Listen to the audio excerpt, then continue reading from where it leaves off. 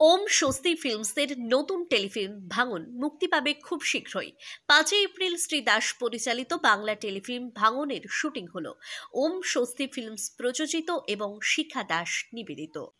কাহিনী, চিত্রনাট্য, সংলাপ ও পরিচালনায় শ্রী দাস, সহকারী পরিচালক প্রলয় সেনগুপ্ত, চিত্রগ্রহণ অমিত মুখার্জি, সম্পাদনা বিশাল বিশ্বাস, রূপসজ্জা ও কেশবিন্যাস সুমিত সপু, সঙ্গীত প্রতীক কর্মকার, প্রোডাকশন সুজয় পান্ডে।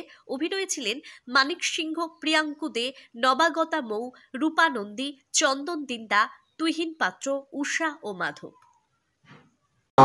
নমস্কার, আমি শ্রী কথা বলছি। আমাদের আজকে একটা টেলিফিল্মের শ্যুট হলো, যার নাম ভাঙন। অ্যাকচুয়ালি ভাঙনটা হয়েছে, আমরা ভালোবাসার মধ্যে অনেক ক্ষেত্রেই ভাঙনটা আমরা দেখতে পাই।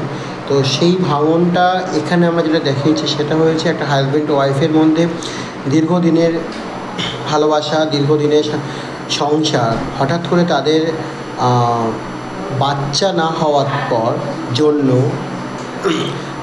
ভাঙনটা স্টার্ট হয়। তো তার জন্য বাবা মা থেকে শুরু করে সবাই একটা প্রবলেমের মধ্যে ক্রিয়েট হয় যে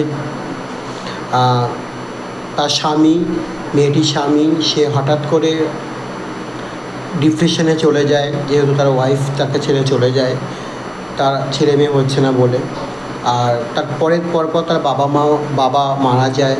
এই যে ভাঙনটা হয়েছে, সেই ভাঙন থেকে বেরিয়ে আসা, আর বেরিয়ে আসার পরে সেই ব্যাপারটাকে যে ভুল বুঝে আবার সেই ফিরে আসা। তো আমি তারপরে যে যে রয়েছে ক্যারেক্টারে, বা যার যেভাবে একটা গল্পটা করা হয়েছে, সে আবার কিন্তু তাকে নিতে চায়নি। কারণটা হয়েছে তার মনটা কিন্তু ভেঙে গেছে, তার মনটা কিন্তু জোড়া লাগেনি। আশা করি কাজটা খুব শীঘ্রই টেলিকাস্ট হতে চলেছে।